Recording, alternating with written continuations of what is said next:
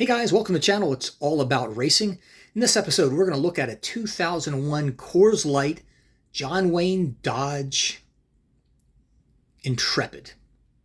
Now, this car was driven by Sterling Marlin, and if you've seen some of my other NASCAR videos, you already know a lot about Sterling Marlin. We've talked about him quite a bit.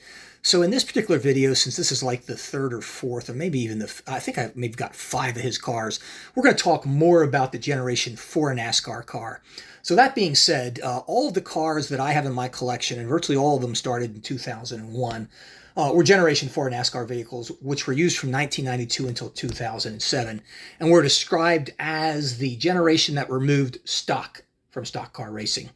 They all featured push-rod 358 cubic inch V8s, and they had highly modified bodies with noses and tails that resembled their real-life counterparts. And that's what kind of made these different. And quite frankly, I think the Dodge Intrepid was a huge improvement over the god-ugly Chevy Monte Carlo, the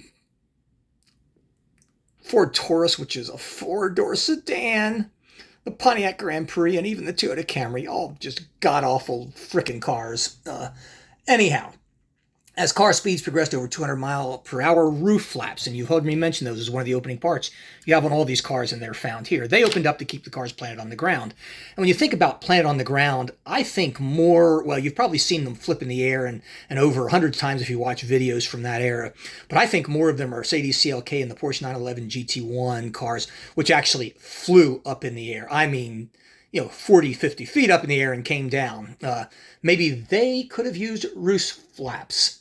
Anyhow, Dodge introduced the Intrepid in 2001, and the Charger, a better-looking car, replaced it in 2005. In the final years of these cars, aerodynamic development led some of the cars being called Twisted Sisters in reference to the asymmetrical shapes of their bodies. And the 5th generation car, of which I have a couple of those in my library, replaced it in 2007, also as Toyota joined the party. Now, Sterling Marlin came from a long family of race car drivers. I think this is a really neat car, this being a Johne Wayne, limited edition. Pick it up, Pilgrim.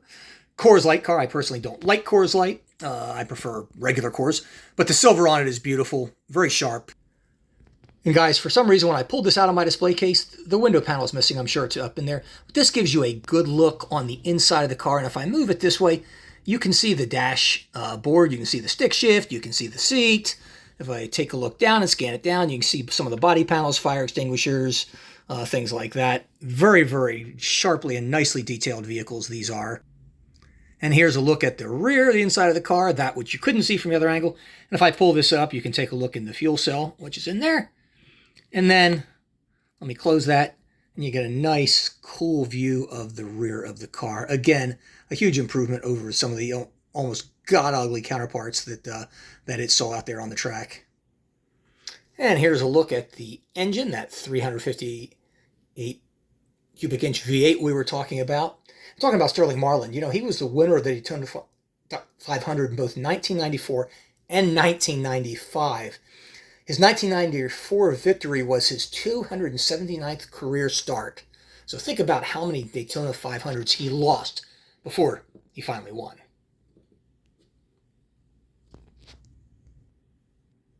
And here's a cool look at the underside of the car. You can see the radiator, the transmission, the engine.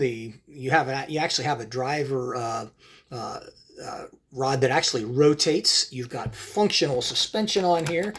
And this being an Owner Club's car, I think this is number 791 out of about 2,500 that they made of these. So anyway, guys, this wraps up this particular edition of It's All About Racing. Hope you've enjoyed this, and if you have, please give me a thumbs up and subscribe. See ya.